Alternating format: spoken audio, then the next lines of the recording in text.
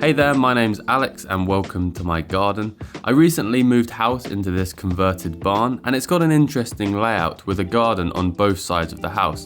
I've got the kitchen garden, which is southeast facing, gets a decent amount of sun, and then I've also got the front garden that faces northwest. It also does get plenty of sun in the summer, especially in the afternoon, but in the winter it's mostly shaded by the house. Now this garden is far from a blank canvas and the people who lived here before me had already put in a lot of work. Here in the front garden we have a mature hedge made up of hornbeam, a couple of different viburnum species, a few other interesting shrubs, and we've even got a grapevine that I harvested about 9 kilograms of grape from back in November. And here in the kitchen garden we've already got 6 raised beds, a little greenhouse, and most impressive of all, 4 espalier apple and pear trees. I just about got to see the end of the harvest of the pears when I moved in. And they were absolutely delicious. I think the variety is Conference. So with an already quite mature garden, what work will I actually be doing? Is there even anything I need to do? I probably wouldn't need to do anything, it's a beautiful space, but I can't help but see some things that I would really like to change to suit me, and I think we could turn it into a really interesting space over the next year. Although the lawn in the front garden is nice and spacious, I personally would like a garden which felt a little more like a jungle with height and dense vegetation. And to do this I want to use species of plants that I grew up with in my dad's garden, like these Trachycarpus palms and tall banana plants, as well as a load of perennial flowering plants to give a mix of colour all summer long. I also want the garden to house a couple of beehives as well as somewhere secluded to sit. And the rough idea for the kitchen garden is to load up the raised beds with as many edible plants and flowers as I can fit in. I want to mainly focus on perennial crops to give me a little less work with the seed starting in the spring, but I also feel like it's the most effective way to save money at the supermarket. Herbs like rosemary, thyme, oregano, sage, fruit like strawberries and raspberries, but of course I can't ignore the summer favourites like tomatoes and sweet corn. I'm just naming a few things here. There are so many more things that I want to grow and I just can't wait to get started. And before I do, I want to get some advice from my dad, who's actually a professional garden designer. He's mostly retired now, he still does some work on his own garden, but he used to do the Hampton Court and Chelsea flower shows back in the day.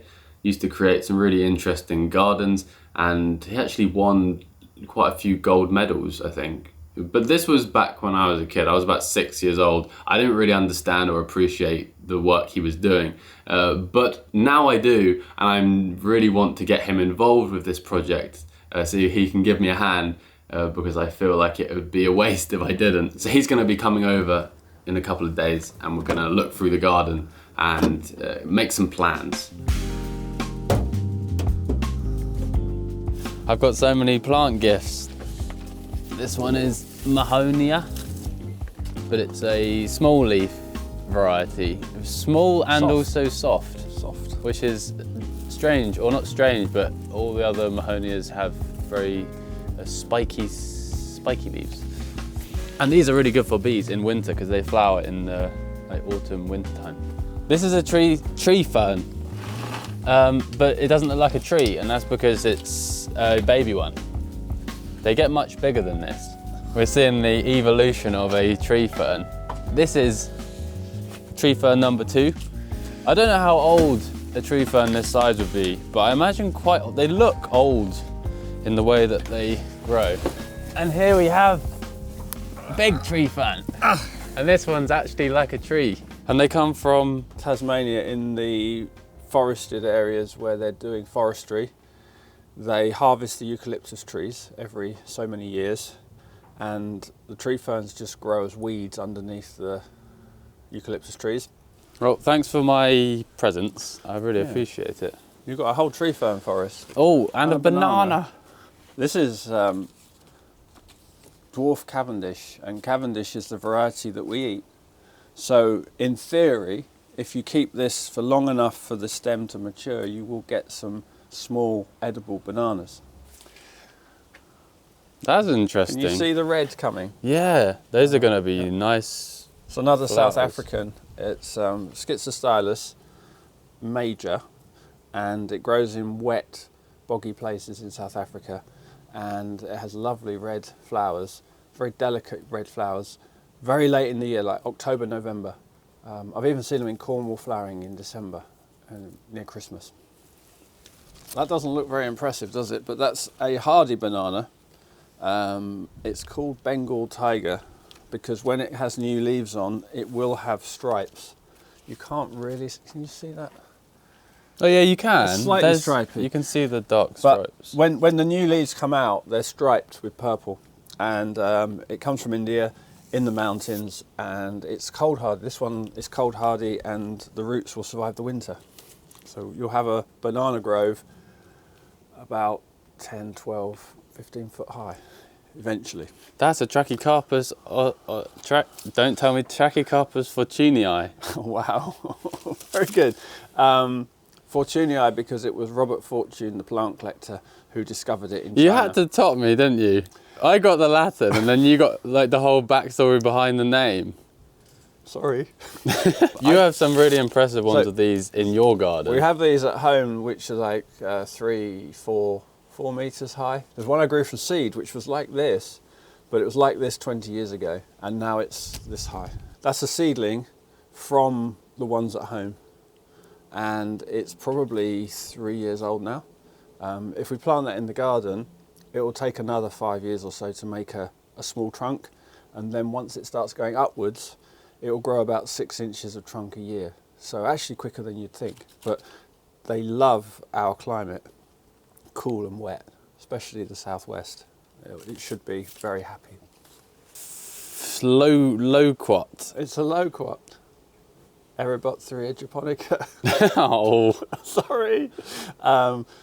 This is a seedling from a fruit that I ate on holiday in Crete at Easter. So that is, you can tell how old that is. That's just one summer old. Grows into a small tree, lovely orange fruit, tasty. Yeah. Happy birthday. thank you. Oh, Laurus nobilis. Who discovered this one then?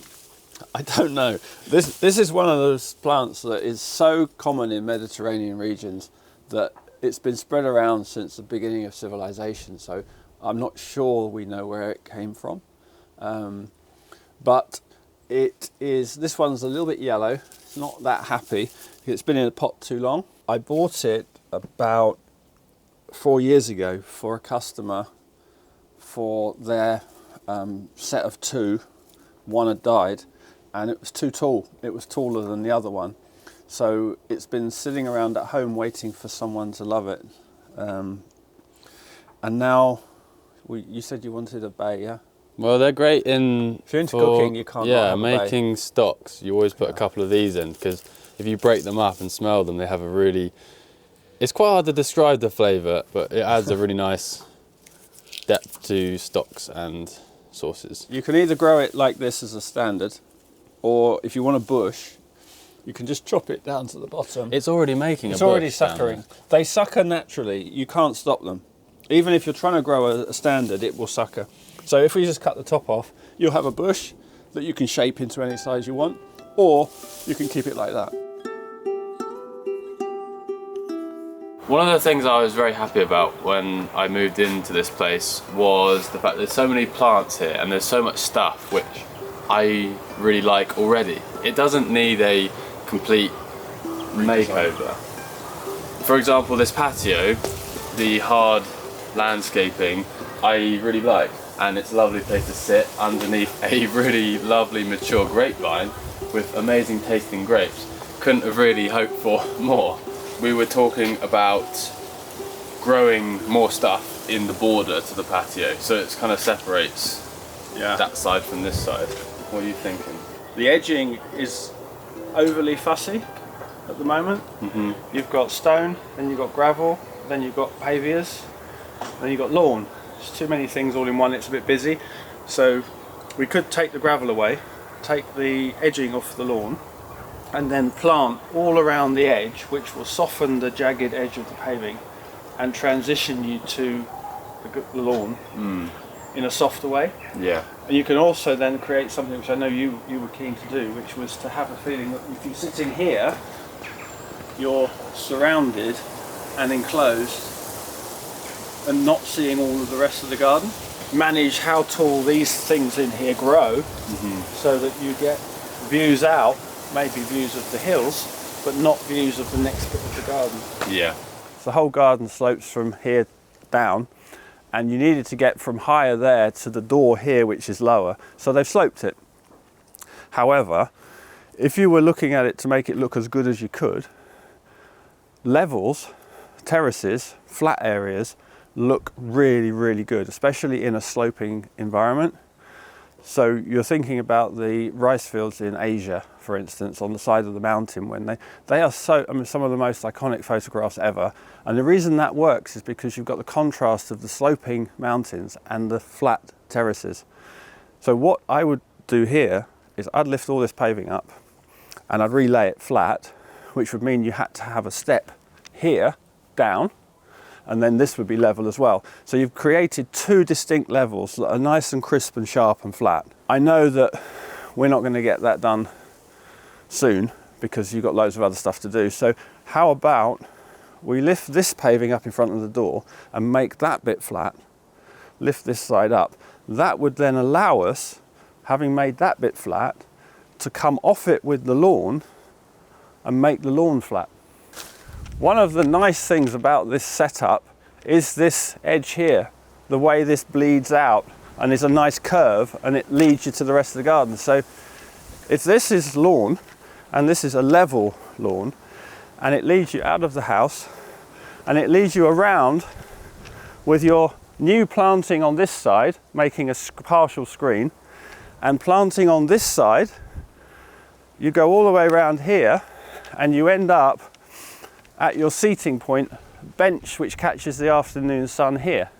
You've got level there, then a drop, level there, then a drop, and this bit, which becomes one very large flower bed border, mixed border with shrubs and perennials and all sorts of things, with the bees beyond.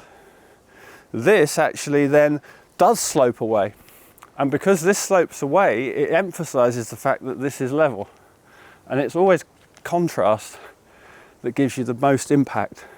As a general rule, if you have a space like this, if you have a third of it paved and a third of it lawn and a third of it flower beds, it tends to work. If you look at this now, what we're thinking of, what we've almost by accident created, is about a third, about a third, and about a third. Now, your preference is towards having more plants and more border and more interest. So actually it's not thirds, is it?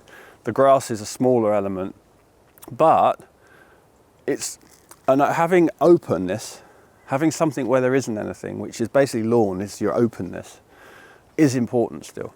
Because if it's all planted, it can be a bit claustrophobic. You've got borrowed views of that, and it's all green. You know, look at those hills, it's all green. That's the green bit. Yeah. It's the same, it's a connection. Now my dad's doing some graffiti.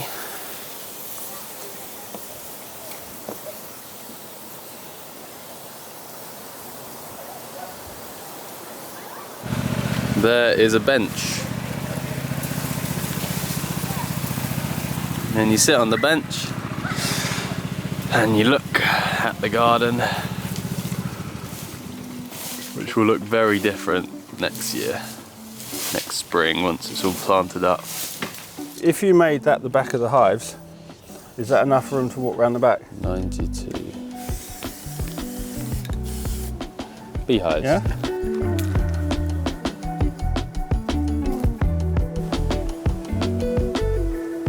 Yeah, you're right. That's good. I like it. I don't know what else to say. Welcome to treesurgery.com. It's more like butchery than tree surgery, actually. Yeah. You could put it, I don't know where you want to put it. It doesn't matter now. Tree. Let there be light.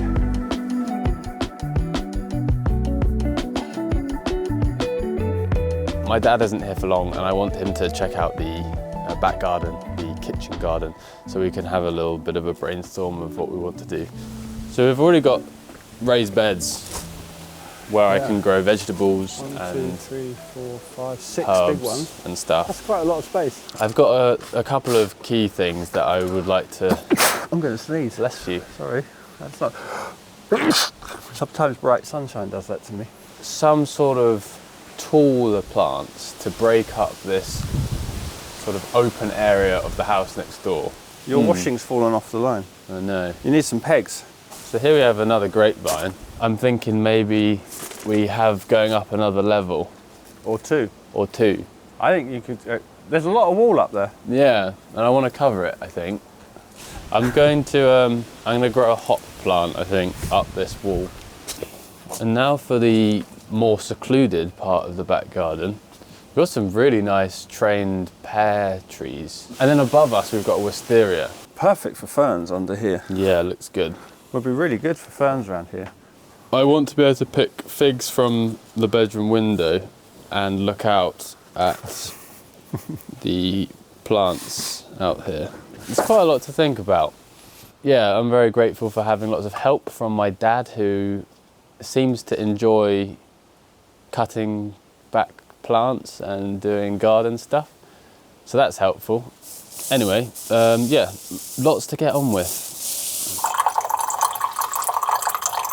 So the other day I took a couple of drone photos of the garden. The drone really helps just capture the whole shape of the garden without doing any measuring or drawing, which is just fantastic. Saves a lot of time.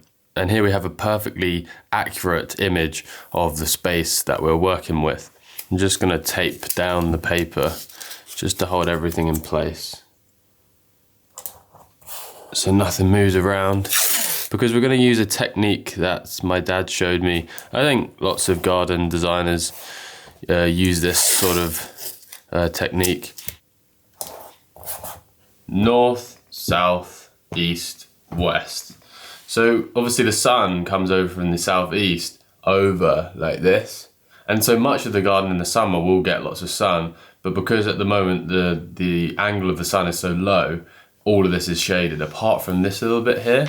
And I'm going to try and bear that in mind, that this is the only bit in the winter that gets afternoon sun. So I'm going to put some stuff there which will be nicely displayed in the winter time. And now we just take some tracing paper, and by using the tracing paper it means that we can do as many different designs as we like without ruining the original photograph. And I'm going to start drawing out my rough idea for the garden. Obviously, some of the hard structures, like the patio, are obviously going to stay. And one of the things that myself and my dad decided would be a good idea would be to break up the lawn a bit and go from hard patio to lawn to then jungly flower beds. And so we decided to follow the curve of the patio and bring the lawn into a shape like this. So all this here we're going to keep as lovely grass. And in fact, what I want to do is put a little bench at the end here. So currently where we've just got some gravel bordering the grass from the patio, I want to have a mix of planting, various different height plants, some which you can see through a little bit, some which are pretty much solid so you can't see through. I want to have a couple of beehives. This is the furthest away point from where it's likely that I will be sitting. I'm going to have a seating area, a table and chairs on the patio, and if I have bees in the garden, which I hope to do, I want them to be as far away as possible so that they don't cause problems. We've got this relatively large tree. The plan is to underplant that, so cut off the lower branches of this tree and underplant it with the tree ferns. Because of the angle of the sun, this part of the garden is going to be pretty shady pretty much all year round, so it's a perfect place for damp, dark loving plants like ferns. The tree ferns that I've got will be perfect around there, I think. Now the hedge is pretty mature, however this part is more just separate plants. It's not really turned into a proper hedge. So the plan will be to hedge out all of this area and this area. And and this part over here. This is a really nice thick hedge. And I just want to basically fill out this section here. I just need a way to get from here over to the beehives. I was trying to work out whether I bring a grass path round to it, like coming off of this one, a grass path coming off, or whether I create like some stepping stones through.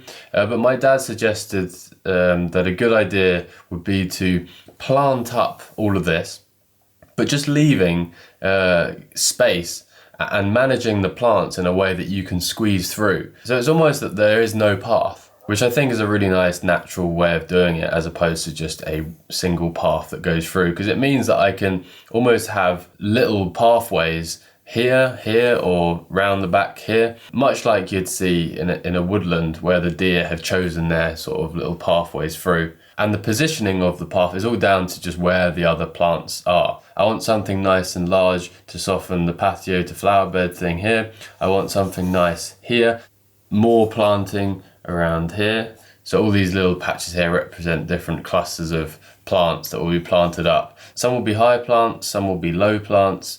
So we create sort of ups and downs within this planting. When it comes to deciding what exact plants I'm going to grow, of course I've got a list that I want to include. But first we need to do some work to the actual landscape as a whole, cutting away this patch of lawn, digging over all this, because this is all going to become flower bed. And currently we have an incredibly thick clay soil, so that's going to need a lot of work getting in some organic matter into that and softening it up so that the plants will thrive. But there's the general idea. Let's make it into reality.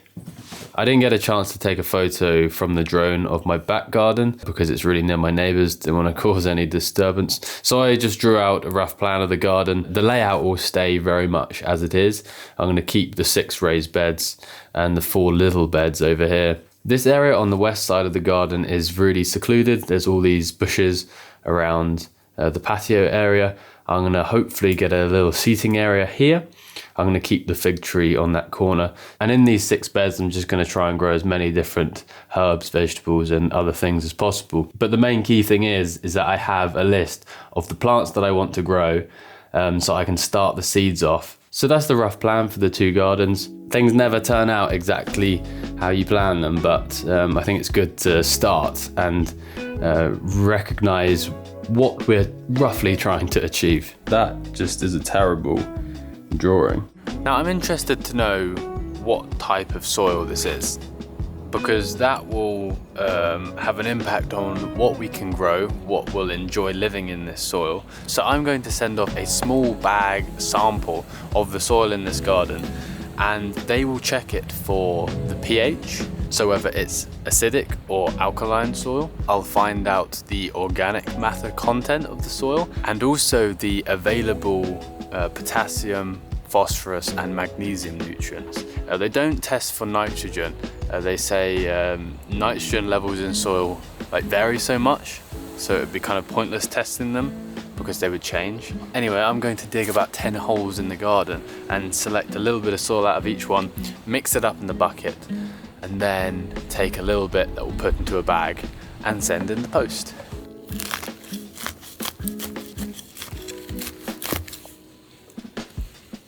As you can see, here's some of the really orange clay. And it's kind of a blessing and a curse because it can obviously hold a lot of nutrients, but in the summer it's likely to go rock solid and plant roots might not penetrate it. And also in the winter it could become waterlogged. We could collect this up and make some pots.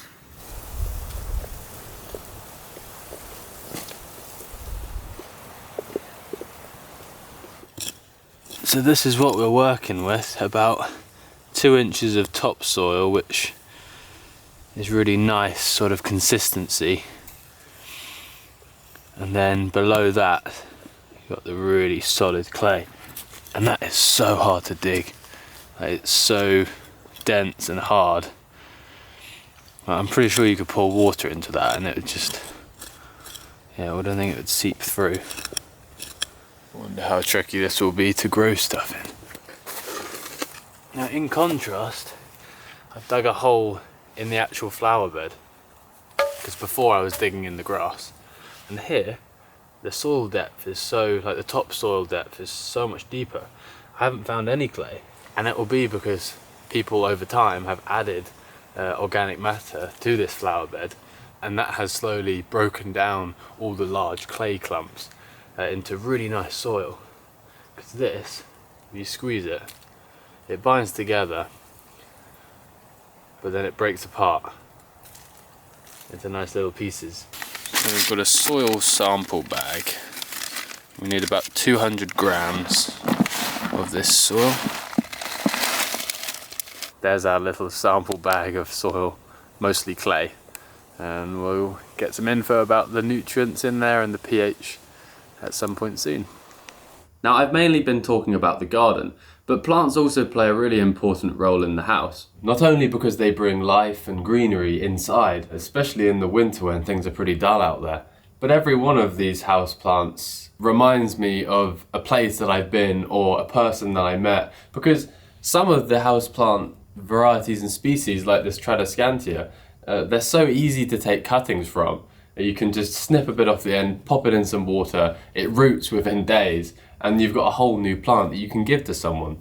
Friends have given me cuttings that I've turned into whole new plants. I've even taken a few from where I grew up in my parents' house. And I've always been surrounded in some way by houseplants. My dad enjoys growing some exotics in his house, and every winter he would bring his flowering orchids into the home to bring in some life and colour.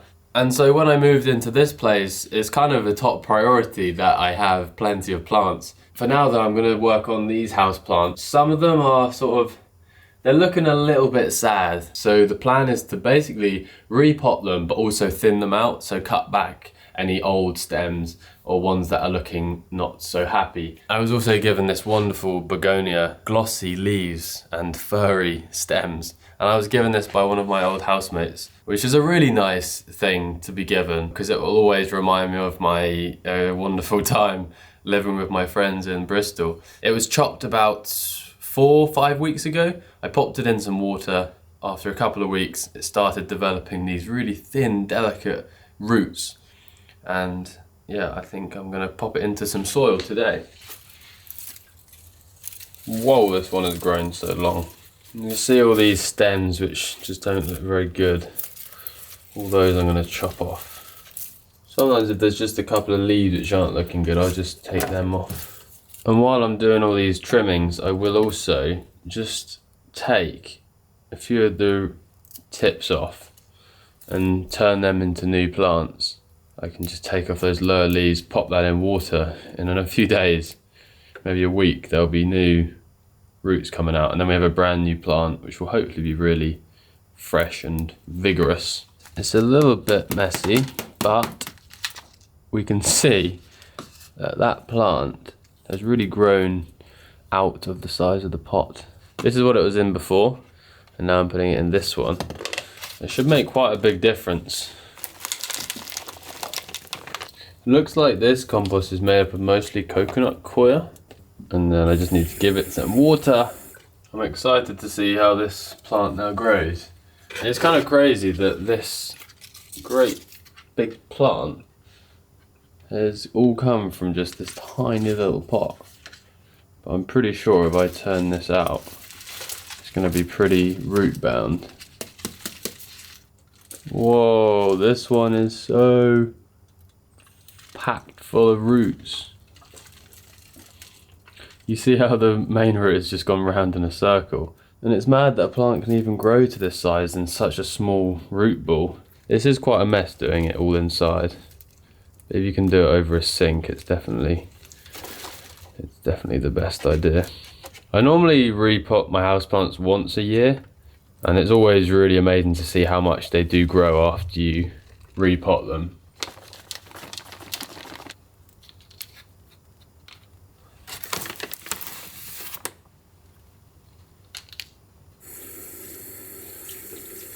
This leaf here is a little bit damaged, and rather than keeping it on, I'm going to snip it off. And although it's missing one leaf, it actually makes the whole overall look of the plant much nicer. I wonder if these plants appreciate all the cleaning. Probably not. In here. This root ball I actually ran under the tap for a while. I didn't want to put it in a larger pot, so I tried to remove as much of the soil as possible.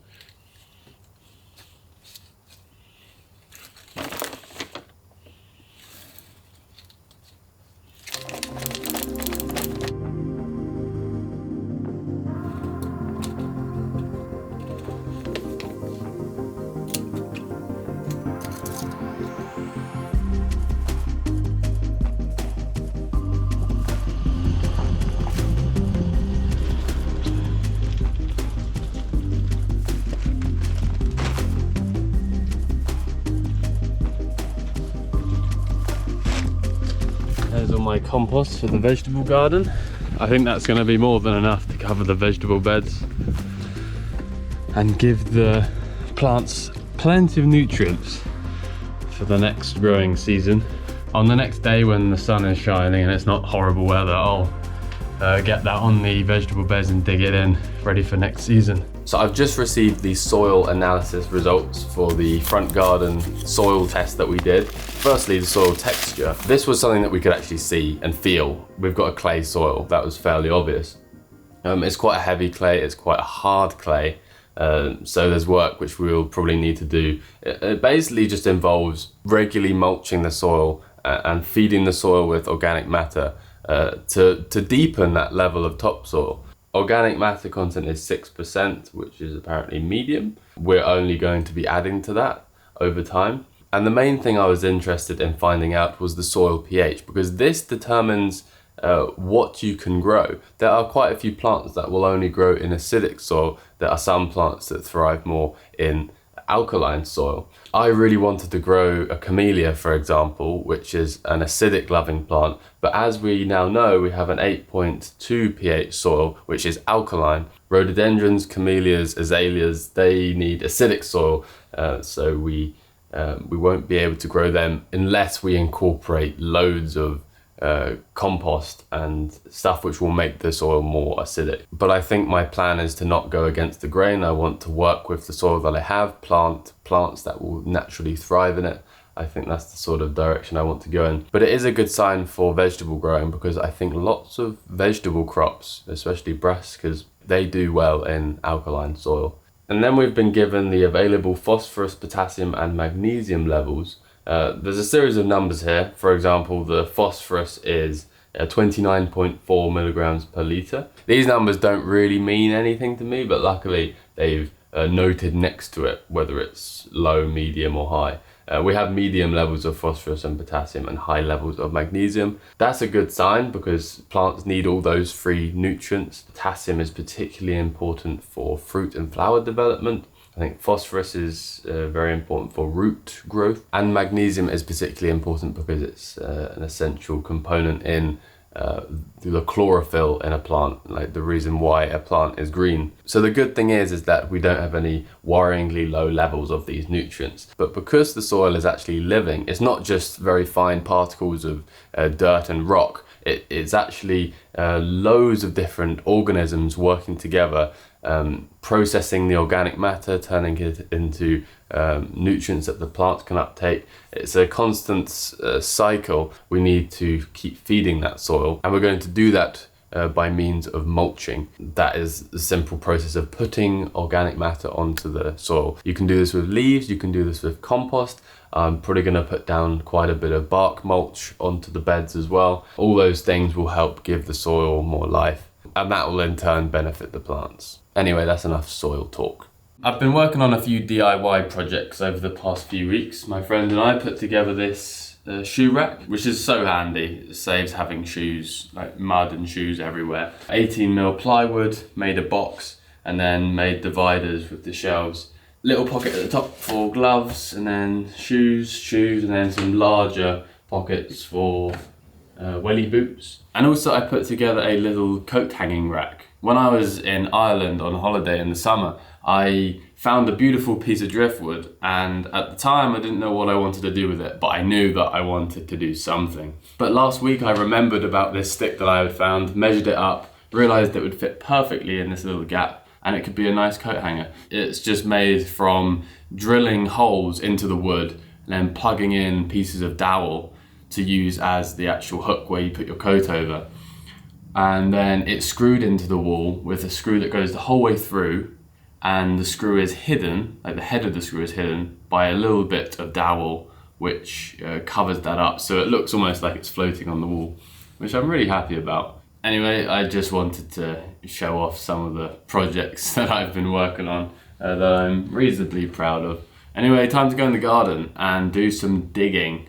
We're going to prep the vegetable beds.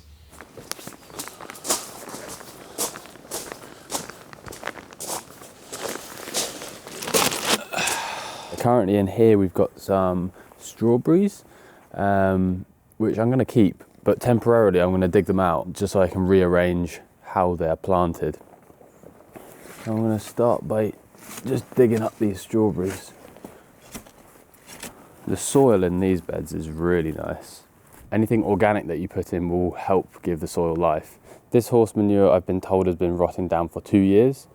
So it's ready to put on the garden. Oh wow, you can smell that it's horse manure, but it's so well rotted down that it doesn't smell bad. In fact, it smells really, really quite good.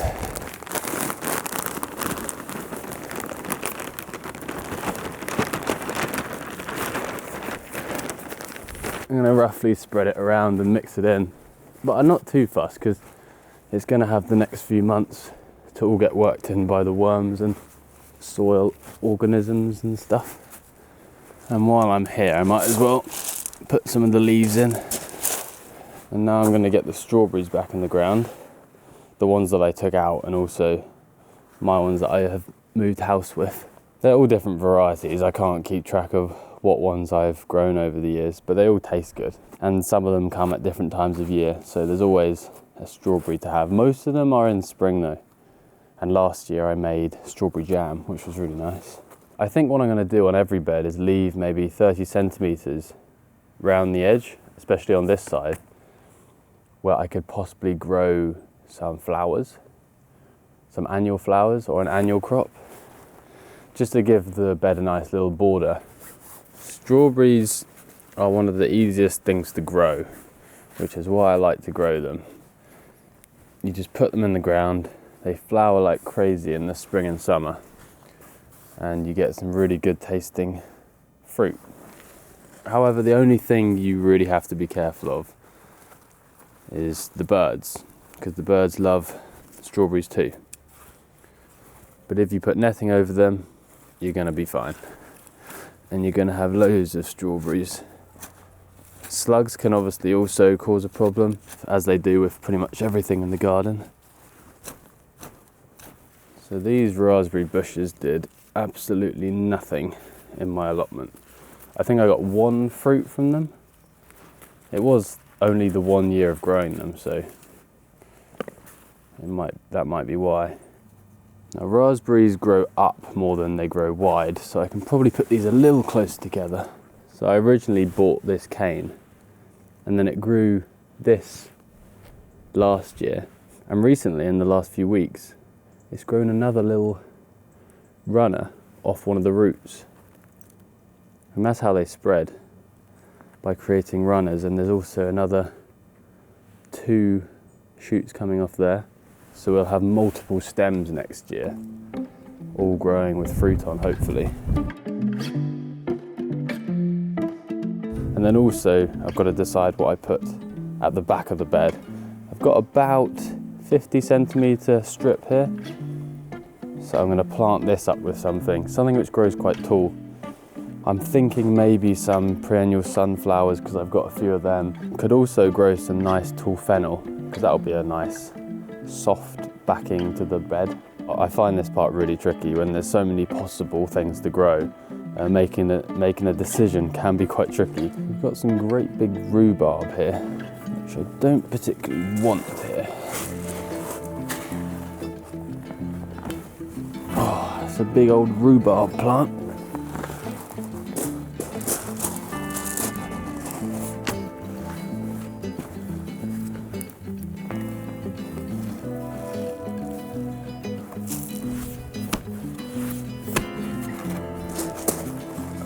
there's another big root from the cherry tree.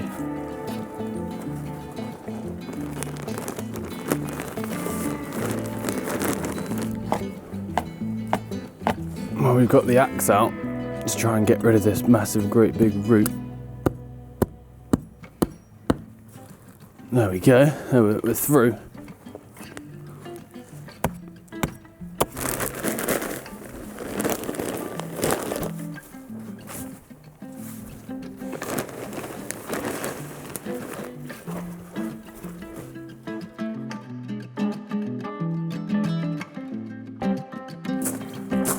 This bed here, because it's just outside the kitchen and it's already got this really nice mature rosemary bush, I want this to be sort of my culinary herb bed.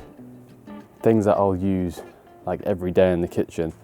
So obviously I got the rosemary there, I'm going to cut that right back so it's not as intrusive over this way. And I think creeping over the edges here I'm going to put some thyme, my rather sad looking thyme bush. I've just dug up a load of thyme from another part of the garden. So here we have 4 different planters. They're not really raised, they're kind of just outlined in wood. This one's actually a pond. There's a liner on there, a willow tree growing as well as some reeds. I'm going to keep all this and I'm going to tidy it up, but this will be a good place for my ducks to splash around in.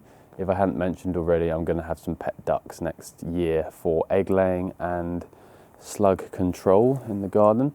This bed here is actually breaking a little bit. It turns out that it's all pretty mouldy.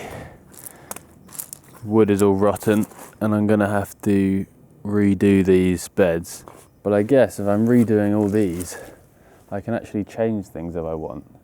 So now that I know that these 4 wooden beds are all rotten, and I'm pretty certain I'm going to take all them out, we can now play around with other ideas, and I'm thinking about creating this sort of teardrop shaped bed, putting in some kind of tree or shrub there. And I think when you come around the corner of the house and enter the kitchen garden, it will be really nice with this bed planted up with loads of different things. So this is my latest plan for the kitchen garden. All the raised beds will have edible crops and flowers in, and then down this end of the garden it will slightly go into more ornamental planting again. And this part of the garden in the summer will be really nice and warm and sheltered. So that's the rough plan for the kitchen garden. No doubt things will change as we go on, but I'm pretty happy with this rough idea for now.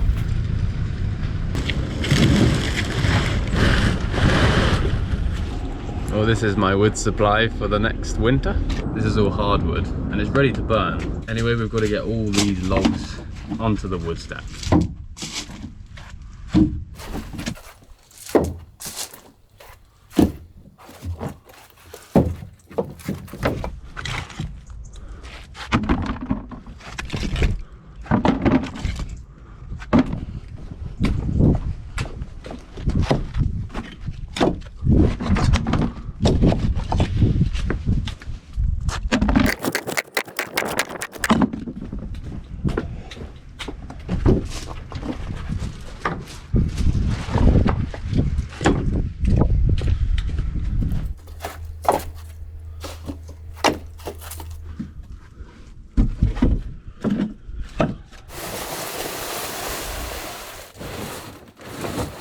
Although we have the 2025 to 2026 wood stack. Hopefully all this wood will keep me warm in the house for the next 4 or 5 months.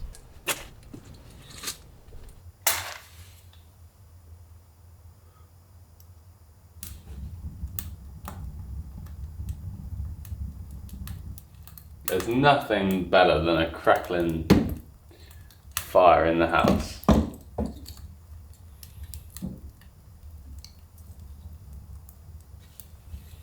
I just got an exciting package in the post consisting of a lot of seeds. I may have gone a little over the top. We've got everything from sweet corn, courgette, lettuce and other vegetables to flowers like cosmos, echinacea, and some interesting things like mimosa, which is a sensitive plant, the one that you touch and the leaves will fold in. Today I would be sowing some seeds that I will aim to grow as houseplants in the future. This is a cycad.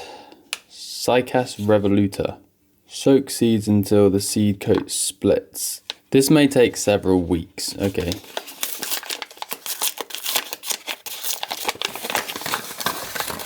Oh my goodness, I wasn't expecting that.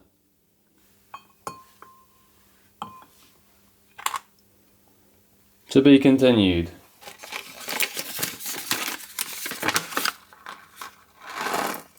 Oh, whoa. These are interesting.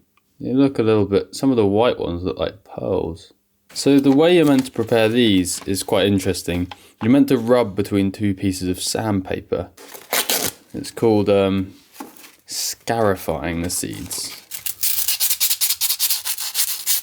So some seeds need scarifying, so scratching up the surface. Some seeds need stratification, which is where the seed is put into a cold place for a bit to trigger germination in the spring. Some seeds even need fire to help them germinate. It's taken quite a while to scratch all the seeds up with sandpaper. I'm not too sure how much you need to scratch them. I think just enough to remove the outer coating so that water can penetrate into the seed. So we're going to leave this for the next 24 hours as well. Next up we have Monstera. This is the Swiss cheese plant. Very common house plant. This one can be sowed straight away.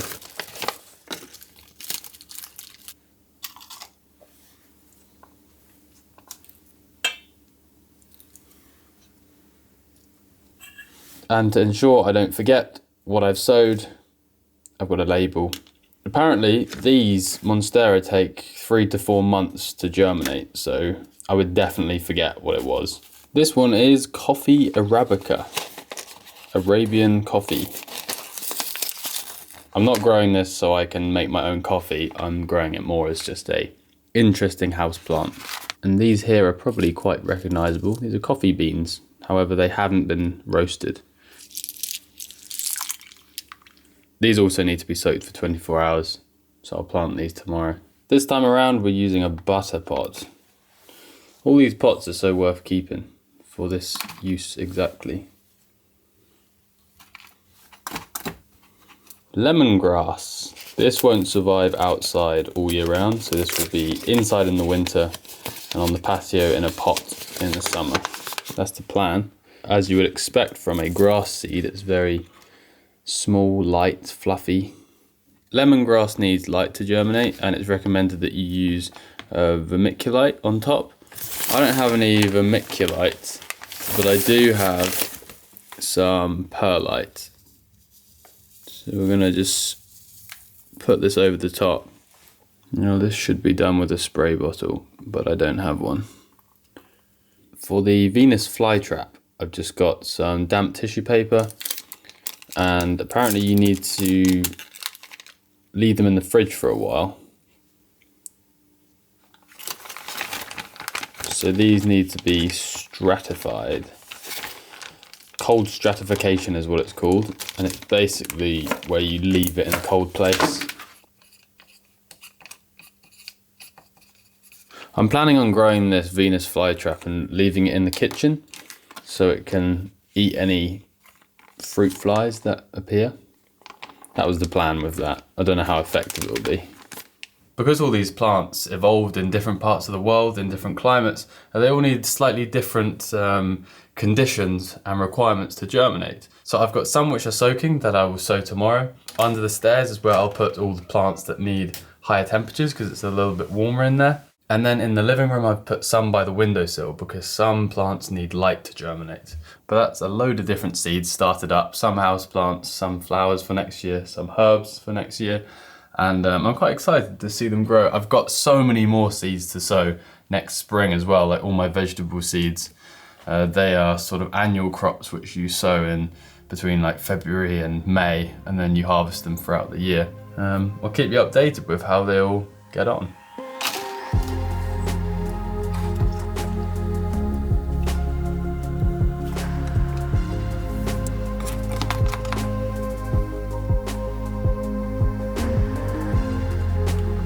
The only thing I'm a little bit concerned about is that it's not going to be quite warm enough. On the packet of coffee beans it said ideal germination temperature between 25 and 30 degrees.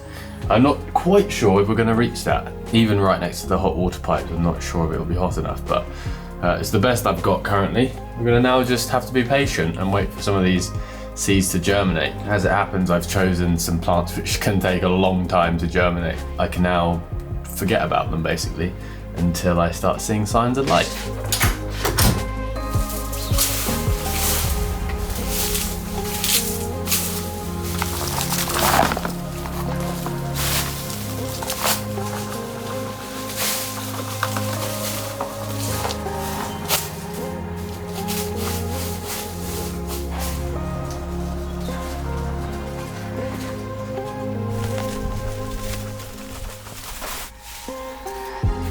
So that's it, the beds are prepared. I've done a load of planning as well as sowing some seeds. I imagine next month will involve quite a bit of pruning of the vines, probably some more planning and a load of other stuff too.